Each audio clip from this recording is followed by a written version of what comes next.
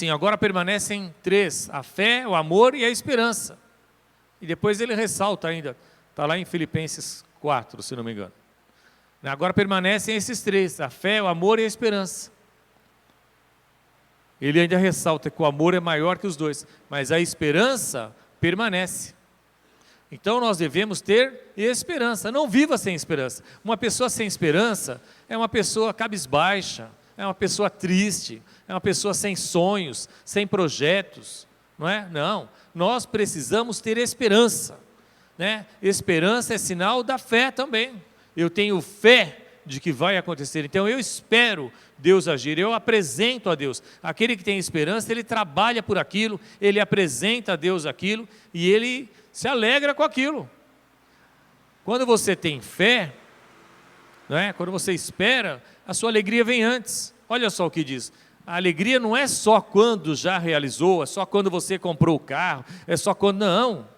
A pastora Rosia aqui se alegrou, foi lá, o filho dela foi usado por Deus, falou assim, não, vamos comprar, não é? Vamos comprar. Ela falou, puxa vida, mas está difícil, não sei o que e tal, vamos comprar, né? Então, acharam aí não? Agora permanecem esses três, o amor, a fé e a esperança. Fiquem espertos aí, porque eu não anotei todos os versículos, mas eu gostaria que vocês pesquisassem aí e colocassem, tá bom? Está lá em Filipenses.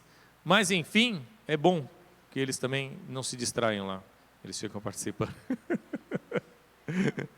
Amém, não? Então veja bem, nós devemos nos alegrar na esperança, e você deve ter esperança. E aproveite, veja bem, é um novo ano que está batendo as portas aí.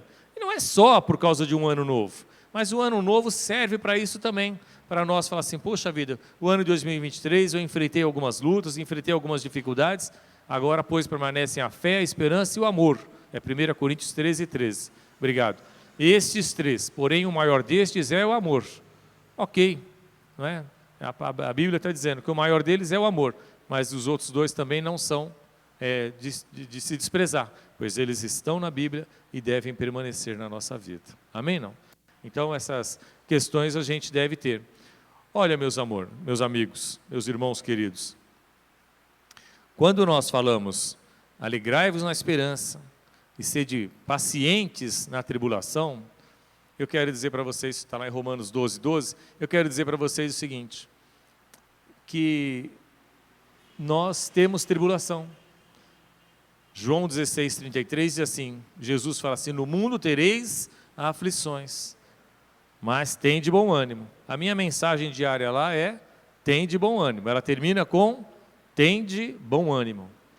Não que nós não vamos ter lutas, nós vamos ter dificuldades, mas você precisa ter bom ânimo para vencer as dificuldades, para superar os obstáculos, nós precisamos ter bom ânimo. Quando você perde essa paciência na tribulação, sede paciente na tribulação, então você começa a perder a alegria e começa a murmurar.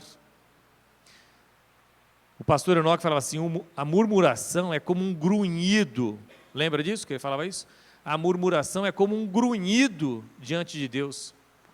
Como é ruim você conviver com pessoas que vivem murmurando. Pastor, o que é murmuração? Murmuração é aquela pessoa que reclama de tudo. Murmuração é aquela pessoa que nada está bom. Ele só vê o lado ruim das coisas. Murmuração é aquela pessoa que ele olha, é um tanto egoísta, ele olha só para si.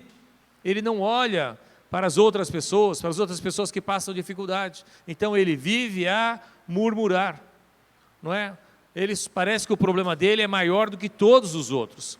Na Bíblia, um povo que Deus tirou ele do Egito, Deus tirou ele da escravidão, ele vivia trabalhando e só trabalhava, não tinha liberdade de nada. Ele vivia lá sendo castigado pelo faraó.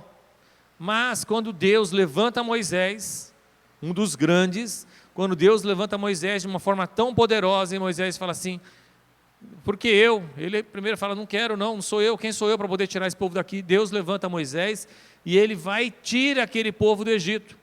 E aí quando ele sai do Egito, ele passa pelo deserto, ele precisava passar pelo deserto. Há muitas explicações sobre isso, por que passar pelo deserto? Alguns dizem que era para exatamente um período em que eles deveriam se esquecer da cultura em que eles viviam, daquela cultura dos egípcios, aquela cultura de Faraó. Então aquele período de deserto, aquele período de sofrimento, era para que eles pudessem renovar a mente, para que pudessem sair daquela cultura ali dos faraós, que cultuavam outros deuses, que tinham tantas outras coisas. Mas o fato foi que eles precisavam passar pelo deserto. E vou dizer para você, eu e você, muitas vezes vamos passar pelo deserto. Pastor, o que é o deserto? Deserto é um período de solidão. Deserto é um período onde vai faltar assim, o conforto. Muitas vezes o básico vai faltar. Muitas vezes você vai se ver sozinho, não vai ter amigos naquele momento. É um período em que você se sente desgastado, é desconfortável, mas é um período que nós não pedimos a Deus. Você não pede a Deus no deserto.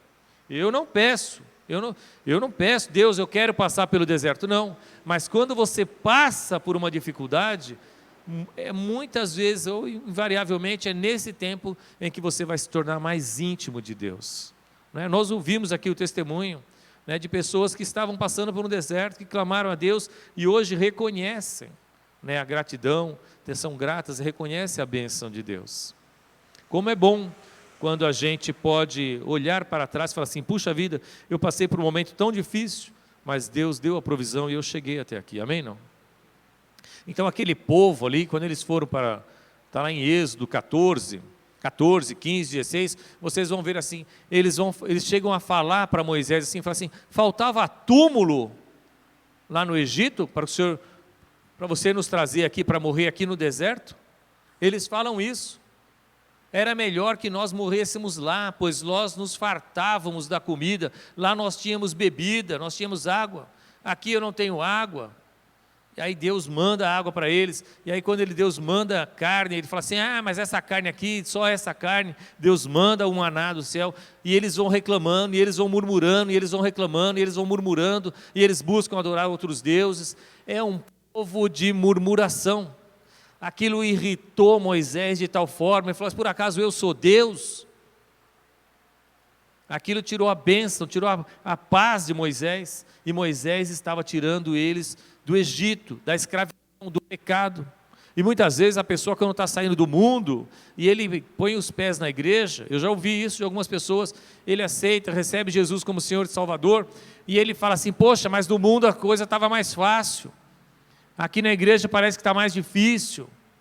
Falou, meu amigo, é um período em que você vai buscar mais a intimidade com Deus, é o período em que você vai precisar buscar mais a Deus, e é um período em que você vai se esquecer daquela cultura do mundo, porque o mundo, ele também tem as suas garras, os seus tentáculos, e vai nos influenciando. Tem que tomar cuidado com as coisas que a gente assiste, tem que tomar cuidado com as coisas que a gente lê, tem que tomar cuidado com as coisas que a gente ouve, porque essas coisas vão nos influenciando. Pastor, eu não me influencio, eu tenho meus receios, porque eu me influencio também, e muitas vezes você tem que dizer, sai para lá, esse negócio não é para mim. Nós precisamos ter essa consciência, porque o mundo, ele é forte para nos influenciar. Sim, nós precisamos muitas vezes renovar a nossa mente, dizer assim, não, eu não quero mais isso. Não, isso eu não quero para a minha vida. Mas muitas vezes nós recebemos em WhatsApp, nós vimos isso num filme, os filmes por aí, agora existe uma cota, Não há um filme agora em Hollywood, não há um filme praticamente que não saia, que não tenha a presença lá de um homossexualismo. Não é? Praticamente todos os filmes, de uns 10 anos para cá, qualquer série boa, pastor, me indica uma série boa, eu tenho receio de indicar alguma série, não sei se tudo ali vai ser boa influência. Você hoje, quando um filho passava na USP, você levantava a mão e falava, glória a Deus, passou na USP. Hoje, quando um filho passa na USP, você dá glórias a Deus e já se ajoelha, fala, misericórdia. Por quê? Porque a influência é pesada, porque a pessoa vai fazer aqueles 5 anos de faculdade, 4, 5 anos, sei lá quanto tempo vai fazer ali de faculdade, vai voltar. Você manda um filho para lá e recebe outro, É um filho doutrinado, é um filho muitas vezes, então aí uma moça, amiga nossa, conhecida aí, que uma filha dela foi para a USP lá, com 3 meses de USP, deixou de tomar banho, deixou de cuidados básicos, a irmã do quarto falou assim, eu não quero mais dormir com a minha irmã, na USP. Então, que vitória há nisso? Que adianta ganhar o mundo inteiro e perder a sua alma? Você manda um filho para lá e ele volta já, cadê a fé? Permanece a fé, a esperança e o amor. Às vezes vai voltar sem a fé, então não quero. Então quando você envia como um cordeiro em meio de lobos. Como que então? Pastor, o que você diz então? A esperança deve prevalecer, não é? Você tem que ensinar o filho no caminho que deve andar e rogar e apresentar a Deus para que ele permaneça firme, não é? Porque ele vai ter que saber lidar com essa situação toda, não é? Mas o fato é que nós precisamos estar atentos a isso, né? É o mundo que nós estamos vivendo. Então, não ache que você não vai se influenciar. Sim, pode ser que você se influencie em relação a tudo isso. Então, qual a importância de nós estarmos na igreja? Pastor, mas eu preciso ir na igreja de novo?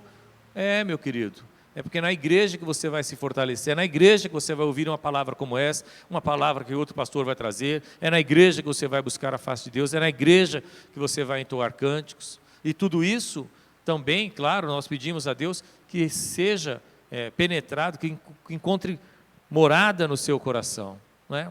Então, nós queremos que a palavra de Deus possa habitar em nós. Amém? Os irmãos estão entendendo? Então, esse é o ponto em que nós estamos debatendo. Então, você pode não se lembrar do que você comeu há 3 dias. Alessandro, o que você comeu há 3 dias no almoço? Não sabe, não é? Não sabe. Você sabe, o Rodrigo picanha, né? Mas entendeu? Mas veja bem, gosta de uma picanha, mas veja bem, não lembra, mas comeu, não comeu? Está aí fortão, bronzeado, não é? Comeu, está aqui, está forte. Você não lembra da palavra que nós ministramos há 15 dias atrás, você não lembra nem quem é o pastor que ministrou, mas a palavra foi ministrada no seu coração, aquela palavra trouxe um alimento para você, aquela palavra fortaleceu você, aquela palavra te trouxe até aqui. Talvez, muitas vezes, você deixou de ouvir uma palavra e aí você começa a se afastar. No mês de janeiro, é um mês de férias. Nós, pastores, gostamos de viajar, né? Nós, pastores, gostamos de viajar. Vocês também gostam, todo mundo gosta de viajar, né? É uma bênção, não é? Ir lá para Mongaguá. Bom, Peruíbe, uma bênção. Vai lá para Peruíbe, né? Aproveitar lá um pouquinho, né? Vai lá, a pastora Rosinha, então, ama viajar, Valquíria, não é? Vai lá para aqueles lados lá, né? Desde a época do pastor Enoque, pegava aquele carrão e sumia ali na estrada, pegava os meninos pequenininhos, a Joyce, o Jafé, o Javan, botava lá os catarrentinhos lá e... Nunca foram, né? Colocava os 3 lá no carro e viajava, lindo, achava lindo aquilo, viajava mesmo com os 3 lá e tal. O pastor Enoque fazia muito isso quando era pequenininho, quando eles eram pequenos, né? Viajar é ótimo, mas veja bem, você viaja, você descansa o corpo, você descansa a sua mente, mas você não se distancia de Deus, amém? Não, é um período em que você tem que fazer um propósito, falou assim, puxa, vou ler a Bíblia todos os dias nesse janeiro, poxa, eu vou numa igreja quando eu for viajar, poxa, eu vou compartilhar alguma coisa que eu tenho nessa viagem, né?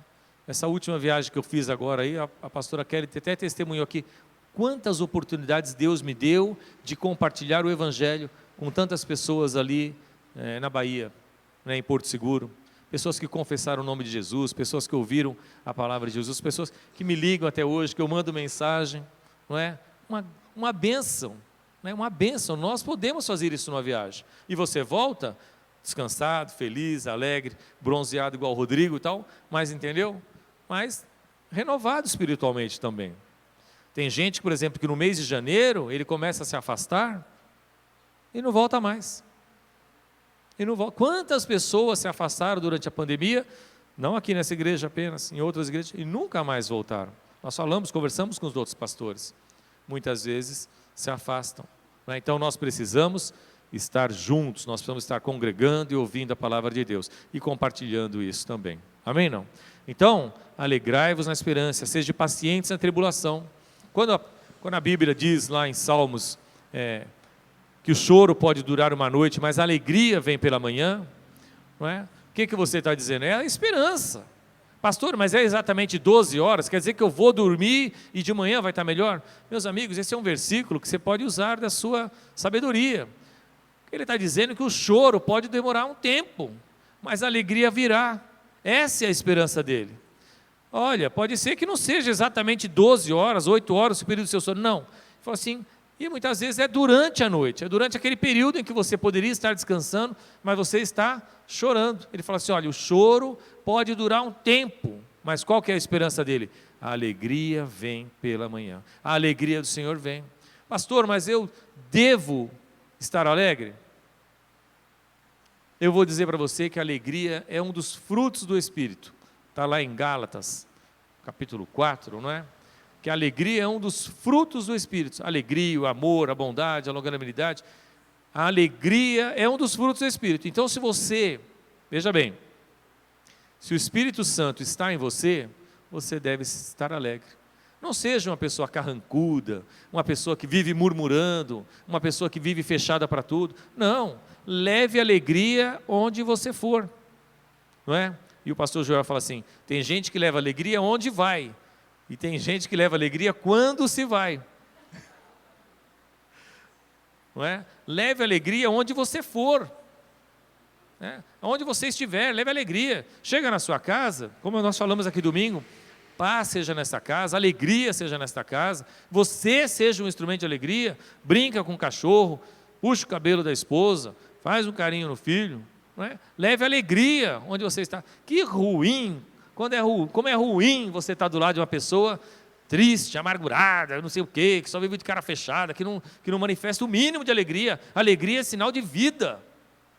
A alegria é sinal de vida. Nós devemos ser alegres. A Bíblia fala assim, olha, o fruto do amor é Gálatas 5, 22, mas o fruto do Espírito é amor, alegria, paz, longanimidade, benignidade, bondade, fidelidade, não é? Então, tudo isso é fruto do Espírito, mansidão, domínio próprio. Contra essas coisas não há lei. Então, essas coisas você deve fazer uma leitura espiritual. Como eu estou em cada uma dessas áreas? Como está o meu domínio próprio? Eu sou uma pessoa que domino as minhas emoções? Ou eu saio chutando todo mundo, xingando todo mundo, brigando com todo mundo? Domínio próprio é um dos frutos do Espírito. Se você tem a presença de Deus em você, então você deve buscar ter cada uma dessas situações. É a revelação de Deus através da sua vida. Mansidão, domínio próprio, alegria, amor, longanimidade, bondade. Cada uma dessas situações é a presença de Deus sendo apresentada através da sua vida. Ah, pastor, eu não estou alegre. Está faltando essa parte de Deus na sua vida. Pastor, eu não tenho mansidão. Pastor, eu não tenho domínio próprio. Busque a Deus, porque é Deus quem vai te dar. Não é muitas vezes com a força do seu braço. Você vai ter que buscar a Deus. Deus, eu quero que o Senhor renove a minha mente. Eu quero que o Senhor mude o meu jeito de ser. E então Deus vai tratar isso com você. E você vai desfrutar. Isso é a vida abundante. Ora, o que é a vida abundante senão a presença de Cristo em nós? Não é? É o que eu falei, para ser salvo, confesse o nome do Senhor Jesus Cristo como Senhor Salvador, você é salvo, mas você quer uma vida abençoada? Então você vai ter que trabalhar para isso. A vida abençoada exige esforço, a vida abençoada exige atenção. Atenção com o quê? Com a palavra de Deus, com a santidade, com a obediência. A vida abençoada vem assim, não é? A vida abençoada, ela não vem, é igual uma vida próspera. Você é salvo, mas você quer uma vida próspera? Então você precisa se esforçar. Como você faz as coisas? De qualquer jeito? Relaxadamente? Não vai ser próspero. Não vai. Faz as coisas de qualquer jeito. O papai e a mamãe pedem qualquer coisa para você, você faz reclamando, murmurando, que é murmuração, né? Tal. Egoísmo. Egoísmo. Você se pede para fazer uma coisa lá em casa, você faz reclamando, é egoísmo, porque o papai, se ele sair reclamando para o trabalho, ele não vai trabalhar. Patrão nenhum aguenta funcionário murmurando. Patrão nenhum dá promoção para funcionário que fica murmurando. Lá Provérbios 27, 7 diz o seguinte: a alma farta pisa o favo de mel, mas para a alma faminta o amargo é doce. Você entende ou não? Então você está farto, então você reclama de tudo. Agora, para aquela pessoa que é faminta, né?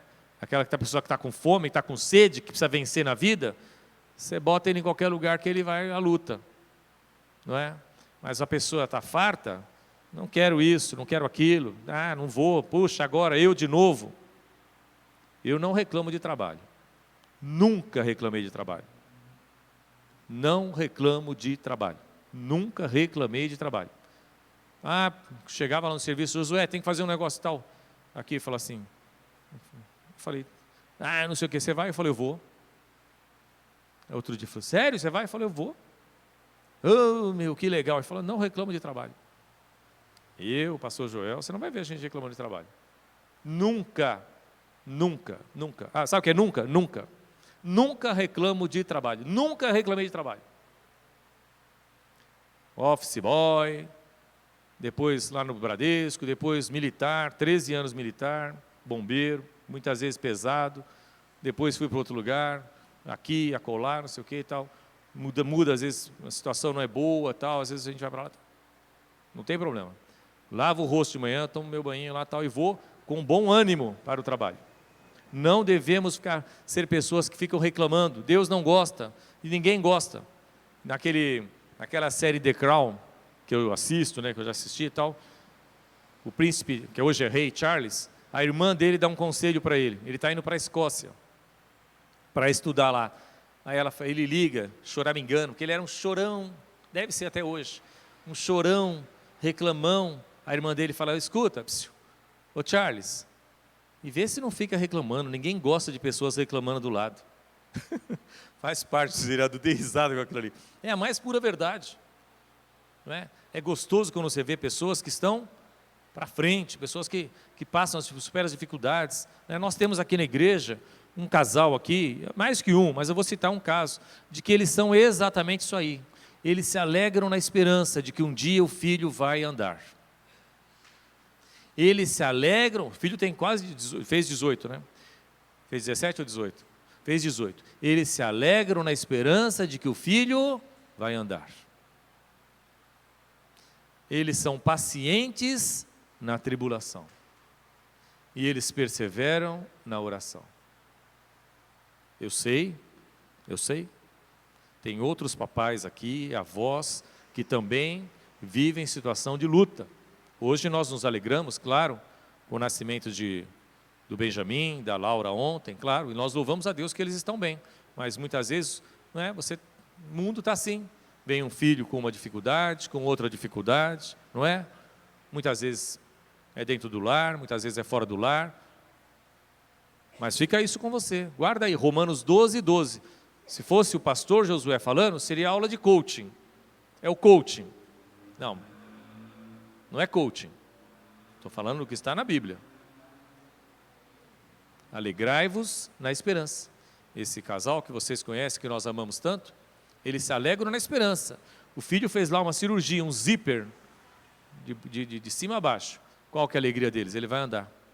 Ele posta lá o videozinho dele andando com a alegria deles, na esperança de que um dia o filho vai andar. Não é?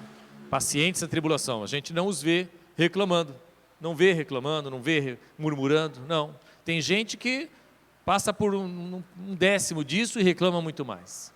Então, quando eu olho isso, meus amados irmãos, quando eu vejo uma situação como essa, eu não tenho coragem de reclamar. Eu não tenho. Falo, Deus, obrigado, é muita misericórdia, é bondade do Senhor para comigo.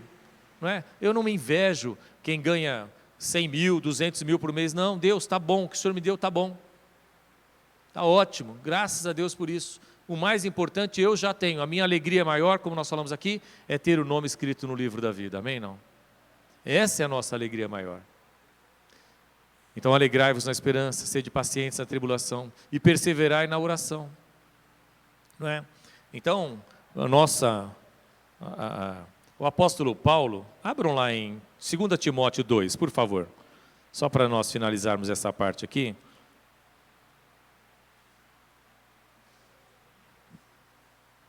2 Timóteo 2, 2.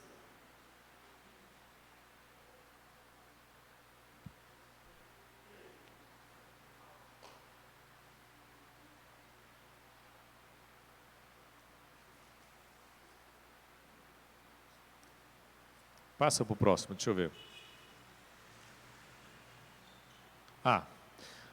Volta então. Olha só, isso aqui é o apóstolo Paulo escrevendo para Timóteo, né? Então ele orienta Timóteo, que era filho na fé dele, e ele fala assim, olha, o que você ouviu de mim, Timóteo, através de muitas testemunhas, isso transmite também a homens fiéis. Então Timóteo era um discípulo de apóstolo Paulo, e também idôneos para instruir outros. Então, o apóstolo Paulo estava preso. O apóstolo Paulo estava preso aqui. E você não vai ver o apóstolo Paulo reclamando. Pelo contrário, ele tinha alegria na esperança, isso que ele escreveu, ele perseverava na oração e ele tinha paciência na tribulação. Então ele escreve para Timóteo, fala assim, Timóteo, eu estou escrevendo para você, e a minha esperança é que você aprenda, e a minha esperança é que você seja um bom discípulo, e a minha esperança é que você, aquilo que você ouviu de mim, aquilo que as testemunhas falaram de mim, você também faça. Então, Timóteo, presta atenção. E ele fala assim, olha, no versículo 3, ele fala assim, olha, participa dos meus sofrimentos, como bom soldado de Cristo Jesus. Então, pastor Fábio, o apóstolo Paulo fala para Timóteo que ele deve também passar por um período de sofrimento, junto com ele. Muitas vezes o que nós precisamos é de pessoas que estejam dispostas a participar conosco dos nossos sofrimentos também, como cristãos, não é? A Bíblia diz que nós devemos chorar com os que choram e se alegrar com os que se alegram. Então, muitas vezes, você quer experimentar isso da parte de Deus, uma bênção da parte de Deus, mas se atente a isso também. A igreja está empenhada, como nós estamos empenhados para que o culto de Natal, como nós estamos empenhados para outras atividades, tal. Participe do corpo de Cristo. Algum irmão está passando dificuldade, não seja remisso, né? Que bom quando nós encontramos aqui a igreja com a cesta farta, para que nós possamos abençoar outros, não é? Quando nós convidamos alguém para participar de um culto, de um encontro, né? Encontro de casais, encontro de jovens, encontro de homens, encontro de mulheres, você é convidado a participar como bom soldado de Cristo desta batalha também. Participa dos meus sofrimentos, o apóstolo Paulo fala. Ele estava preso e ele escreve ali para Timóteo, participa dos meus sofrimentos como bom soldado de Cristo. Põe o versículo seguinte, deixa eu ver. O fato foi... amém. Ele vai falando orientação ali, orientando de que ele deve se dedicar àquele ministério. Amém? O próprio apóstolo Paulo, lá em Filipenses, no capítulo 4, Filipenses no capítulo 4, abre lá, por favor, no 4:10, e nós vamos caminhar para o encerramento. Amém? Mas eu quero que você possa guardar esta palavra. Pastor, eu vou guardar o quê? Guarda Romanos 12:12. E você vai se lembrar da necessidade de você se alegrar, da necessidade de você ter paciência e da necessidade de você ter perseverança. Alegrar na esperança, ser paciente na tribulação e perseverar na oração. Amém? Não? Abre lá em Filipenses 4:10, por favor. Os irmãos estão trabalhando aí em cima hoje, hein? Que bênção. Essa multimídia é bênção. O Davi está aí, rapaz, olha lá. Que alegria. Olha lá, a alegria faz parte o tempo todo também da vida de Paulo, mesmo com todas aquelas lutas. Você sabe qual que foi a alegria ali agora? Ele estava passando dificuldade. Então agora ele está ali movido por uma gratidão. Ele está dizendo com palavras elegantes, porque o apóstolo Paulo era elegante no escrever, né? Homem culto, e ele fala assim, alegrei-me sobremaneira no Senhor, porque agora uma vez mais renovastes a meu favor o vosso cuidado. A meu favor quer dizer, ele havia recebido donativos.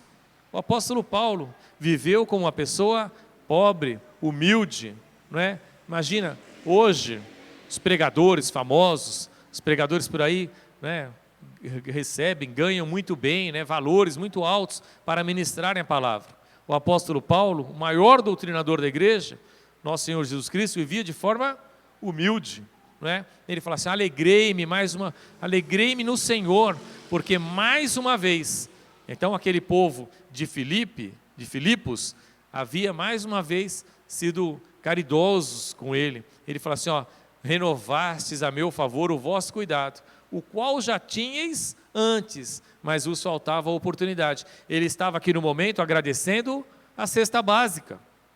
O apóstolo Paulo estava agradecendo a cesta básica. Ele estava agradecendo o carinho daqueles irmãos. Veja a importância de você fazer isso. Hoje você prefere receber a cesta básica ou doar uma cesta básica? Qual condição você prefere estar? Passa para o próximo versículo, pode ir mais rápido agora.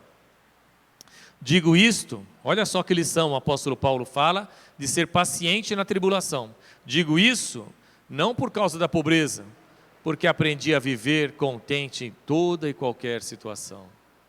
Que maravilha! Ele fala assim, eu aprendi a viver com o que eu tenho, com o que eu deixo de ter, eu vivo contente em toda e qualquer situação. E no próximo ele fala assim, olha, ele reconhece, hein? Não digo isso por causa da pobreza, ele mesmo se assume pobre, não sou eu que estou colocando o título dele de pobre. Ele fala, digo isso não por causa da pobreza, porque aprendi a viver contente em toda e qualquer situação. Próximo. E também sei estar humilhado, como também sei estar honrado. Ele já tinha falado com reis, ele já tinha discursado em palácios, ele já tinha falado com pessoas importantes, né? Ele já tinha falado em todos os ambientes. Então ele já tinha sido honrado em muitas situações. Certa vez na história de Paulo, eles não mataram todos os prisioneiros que estavam no navio que ia afundar por causa de Paulo. Por causa de Paulo, o navio estava afundando e eles falam, joga fora todos esses prisioneiros, inclusive Paulo, porque lá ele, né? Enfim, volta nesse versículo, para não fugir do assunto. Tanto sei estar humilhado, como também ser honrado. De tudo, que alegria quando eu ouço essas coisas.